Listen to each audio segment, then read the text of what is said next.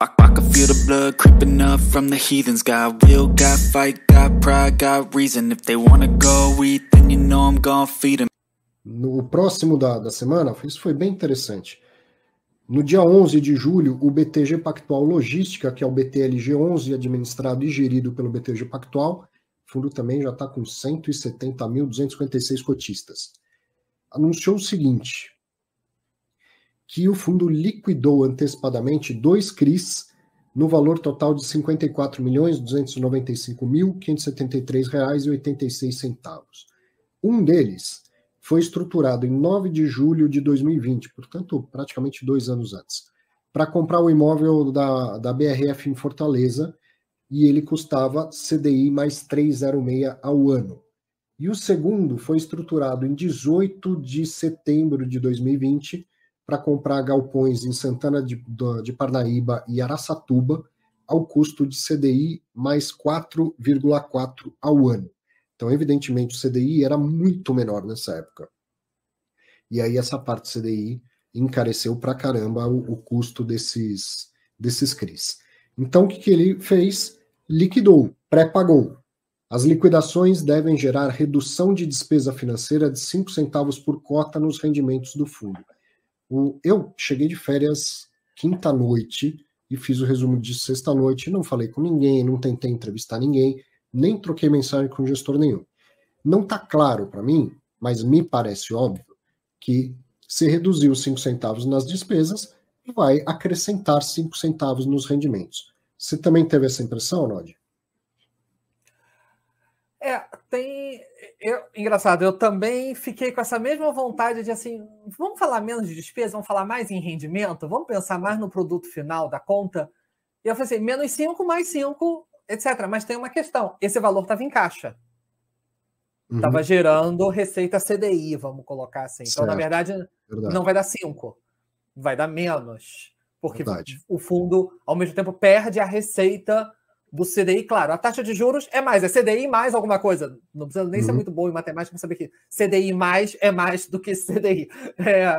Daí eu que sou de letras consigo fazer essa conta fácil. Mas esses 5 centavos não vai ser cravado isso, exatamente por causa disso, que esse valor estava em caixa, o fundo deu uma secada no caixa, não zerou, ficou ali com 5% mais ou menos do patrimônio em caixa, que é algo plenamente compreensível para um fundo de tijolo, é algo bem normal, mas ele deu uma secada para poder pagar essa alavancagem, diminuiu as despesas em 5 centavos, mas também diminuiu as receitas em alguns centavinhos. Sim. Que a gente não sabe. Podemos só fazer conta chutada aqui, tentando fazer uma conta de chegada boba, mas não está divulgado. Certamente aumenta um pouco o rendimento, mas você tem razão, não deve ser exatamente nos 5 centavos.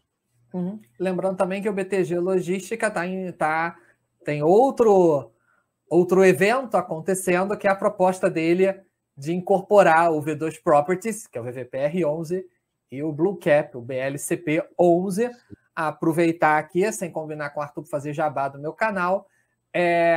Acompanhem que vai sair um vídeo muito interessante sobre isso. Eu já tinha feito um vídeo quando saiu o Fato Relevante lá atrás, e agora vai ter um outro vídeo.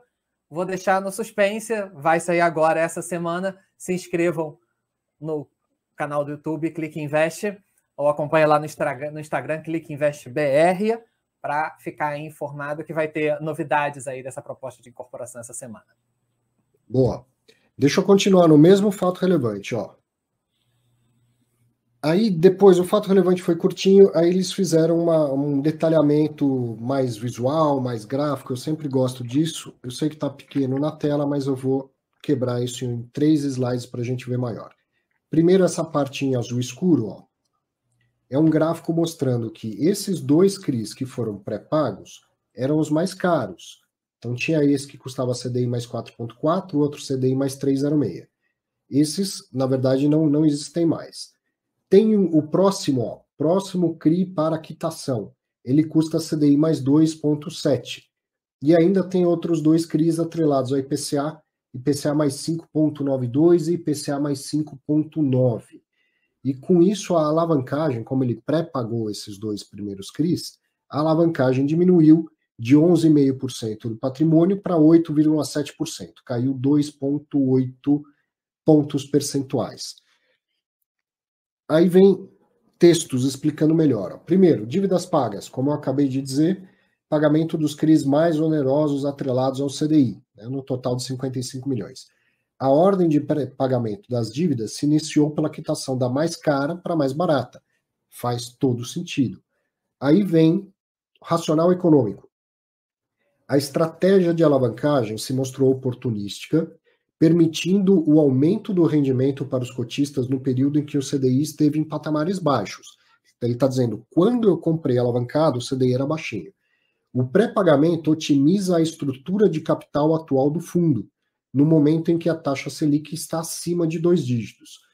E o pagamento dos CRIs 1 e 2, a gestão estima uma redução de cerca de 5 centavos por cota de despesas financeiras ao fundo ao mês. Eu gosto muito de ver esse termo sendo cada vez mais utilizado no mercado, que é da estrutura de capital. Quer dizer, uma vez que os fundos alavancam, a gente tem que entender que a gente está falando de estrutura de capital. Quanto custa o capital próprio, que é o seu capital cotista. Quando você compra novas ações numa emissão, é o seu capital próprio. Quando o fundo faz uma alavancagem com o CRI, ele está usando capital de terceiros, quer dizer, entrou uma grana para o fundo que não é do cotista. Então, da onde veio esse dinheiro? De terceiros. Esse é o capital de terceiros, é dívida. Quanto custa o capital do fundo? O custo do capital próprio, que precisa ser estimado, e o custo de capital de terceiros, que é dado. CDI mais 4,4 numa linha, CDI mais 3 tanto numa outra, você consegue calcular, chegar no valor ponderado de cada uma das dívidas. Então, a média ponderada do capital próprio e o capital de terceiros, do custo de cada um, dá o custo médio ponderado do capital de uma empresa, e os fundos estão cada vez mais sendo geridos como empresa dentro das suas limitações. Então, o custo médio ponderado do capital foi otimizado. O custo médio ponderado do capital do fundo foi otimizado, uma vez que o capital de terceiros ficou caro, porque ele era atrelado ao CDI, o CDI subiu muito, então ele vai lá e pré-paga essa dívida atrelada ao CDI. Para terminar com o material complementar, vem o item 3, que é o caixa do fundo. O BTLG segue atento às oportunidades de mercado em relação ao seu custo de oportunidade, como, por exemplo, expansões em negociação com inquilinos e novos investimentos. Após o pagamento das dívidas, o fundo permanece com apenas 5% do seu patrimônio líquido em caixa, suficiente para honrar com seus compromissos de curto e médio prazos. Você viu lá que o fundo segue com a alavancagem, tem compromissos a honrar no período, e o que tem em caixa, o gestor está dizendo que é o suficiente. Então, o caixa atual é de 76 milhões, tem 46 a receber, provavelmente circulante, né, no curto prazo, não está dito, mas muito provavelmente, para estar considerado aqui nesse gráfico. Que é isso? Tem fundos imobiliários líquidos que estão gerando um dividend yield de 17,2%, foi isso que eu entendi dessa imagem. O total, então, somatório dessas três parcelas, dinheiro no bolso dos outros a receber em curto prazo, e mais dinheiro alocado em cotas de fundo imobiliário, dá um caixa de 157 milhões de reais, 5% do PL do BTLG. Bom, agora, com o fato relevante completo, quer fazer mais comentários à estratégia do pré-pagamento? Alguma coisa mais você queira dizer, Nod?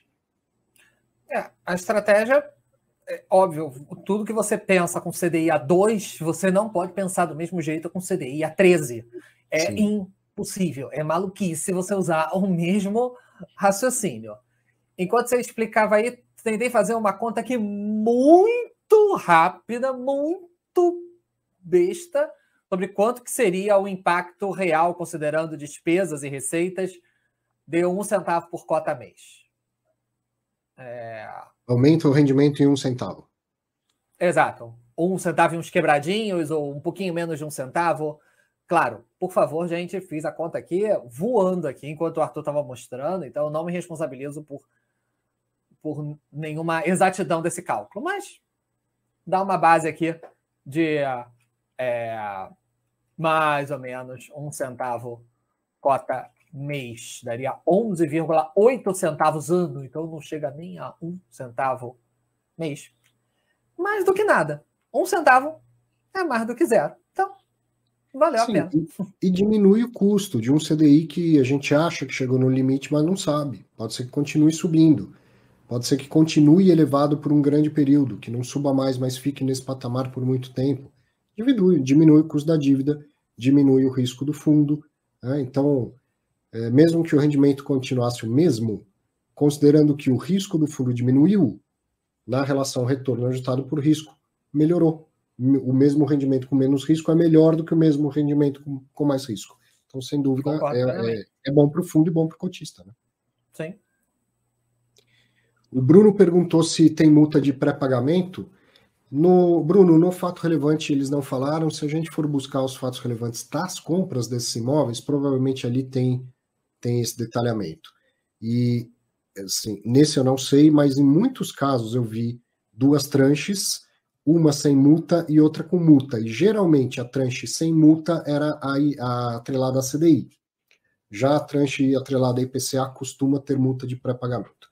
Se nesse caso tinha, eu não sei dizer, se tivesse, já está nessas contas também. Né? Só olhando lá os fatos relevantes anteriores para ter certeza. I can hear the demons call when they do what they do. And now I feel like taking off, find a place with a view. The pain is never gonna stop if it's controlling you. I know the time can heal.